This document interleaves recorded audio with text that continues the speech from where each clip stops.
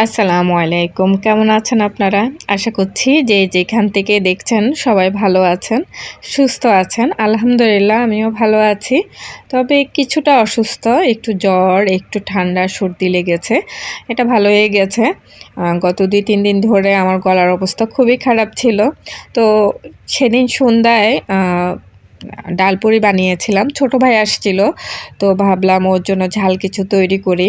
তো chicken roll তৈরি করেছিলাম আর ডালপুরি। তো আজকে আপনাদের সাথে ডালপুরিটা একটু শেয়ার করছি। এখানে প্রথমে তো দেখতে পেয়েছেন মসুর ডাল নিয়েছি, সেগুলো সেদ্ধ বসিয়েছি। হলুদের গুঁড়া, মরিচের গুঁড়া, ধনিয়া জিরার গুঁড়া, লবণ আর এখন হচ্ছে যে আদা রসুনের পেস্ট দিয়ে দিলাম। দিয়ে এগুলো সেদ্ধ করে নিচ্ছি।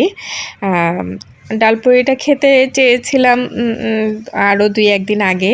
তো ভাই আসছে যখন তখন ভাবলাম যে ওর জন্য বানাই, সাথে আমরাও খাই। তো ডালটা এদিকে সেদ্ধ দিয়ে হচ্ছে যে পুরির জন্য যে আটা ময়ানটা ওটা করে নিচ্ছি। এখানে আটা নিয়ে নিয়েছি আর পরিমাণ মতো লবণ দিয়ে দিচ্ছি আর ১ চামচ সয়াবিন তেল দিয়ে ভালো করে ময়ান করে একটা ডো তৈরি করে নিব। এটা এই ডোটা দিয়ে আমি আবার চিকেন রোলও করব। ওইটা আর শেয়ার করছি না আপনাদের সাথে। আজকে শুধু আপনাদের সাথে ডালপুরিটা শেয়ার করব। আমি যেভাবে তৈরি করি আর কি, সেটা একটু শেয়ার করছি আপনাদের সাথে।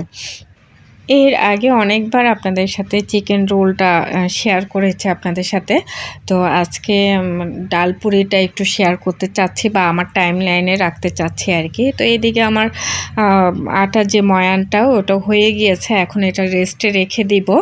আর অন্যদিকে হচ্ছে যে ডালপুরি যেই পুরটা ওটা তৈরি করে নিচ্ছি। ডালটা মোটামুটি সেদ্ধ হয়ে গিয়েছে দেখতে পাচ্ছেন।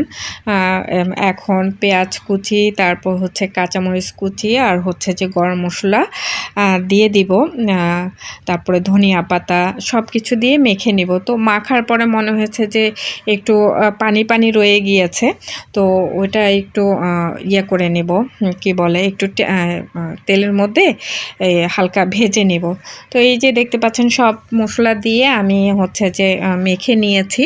এখন একটু টেনে নিব, পানি যে রয়েই গেছে ওটা একটু টানিয়ে তারপরে হচ্ছে যে ভিতরে পুরটা দিব আর কি, ডালপুরি। তো সবাই তো ডালপুরি তৈরি করতে পারেন, তো আমি যেভাবে তৈরি করেছি সেটা একটু আপনাদের সাথে শেয়ার করছি। একটু ঝাল ঝাল করেই হচ্ছে যে ডালপুরিটা তৈরি করেছি। ওখানে একটু চিলি ফ্লেক্স দিয়েছিলাম, একটু গরম মশলা দিয়েছিলাম, সব কিছু দিয়ে কিন্তু এই পুরটা তৈরি করেছি। এখন মুখটা বন্ধ করে দিয়ে হাত দিয়ে চেপে চেপে হচ্ছে যে পুরিটা তৈরি করে নেব। আমি ছোট করেই তৈরি করছি। তারপরে হচ্ছে যে গরম তেলে ভেজে নেব। তো আমার এখানে আর কি আমার পাশে কিন্তু দাঁড়িয়ে দাঁড়িয়ে আমার ছোট ভাই আমার সাথে কথা বলছিল। তো ওকে ভেজে দিচ্ছি আর ও একটা একটা করে খেয়ে নিচ্ছিল আর কি। তো আপনাদেরকে দেখাচ্ছি আমার হাতে যে দাগগুলো দেখতে পাচ্ছেন কালো কালো, ওগুলো হচ্ছে যে আমি পাতিল যে ধরি, তো ঘষা খেতে খেতে আমার এই আঙ্গুলের উপরে দাগগুলো পড়ে গেছে। আপনারা ওটা না খেয়াল করে ডালপুরি কীভাবে তৈরি করছি সেটা একটু খেয়াল করেন। তো এটা আপনাদেরকে দেখাতে চাচ্ছি আর কি, দেখতে ভালো লাগছিল না, তারপরও আপনাদেরকে দেখাচ্ছি। তো আমার ডালপুরির সাইজ এতটুকুই, আমি এই সাইজেরই ডালপুরিগুলো তৈরি করে নিচ্ছি। এখন ডুবো তেলে ভেজে নেব। ওই যে বললাম আমার পাশে কিন্তু আমার ভাই দাঁড়িয়ে আছে, আমার সাথে গল্প করছিল। তো ওকে আমি গরম গরমই প্লেটে উঠিয়ে দিচ্ছিলাম, ও খাচ্ছে। তো সবার খাওয়া দাওয়া শেষ, এখন আমারগুলো নিয়ে বসলাম। আমি হচ্ছে যে একটা চিকেন রোল আর হচ্ছে যে একটা ডালপুরি নিয়ে বসলাম, আর ওরা ডাইনিং টেবিলে বসে আর কি গল্প করছিল।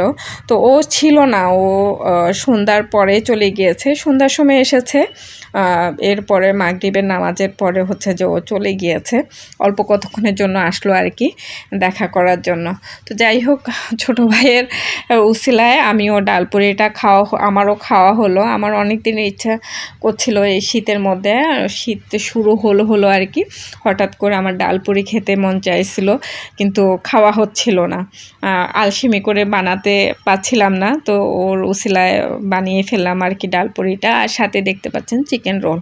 তো আজকে এখানে বিদায় নিচ্ছি। সবাই ভালো থাকবেন, সুস্থ থাকবেন, আমাদের জন্য দোয়া করবেন। আল্লাহ হাফেজ, আসসালামু আলাইকুম।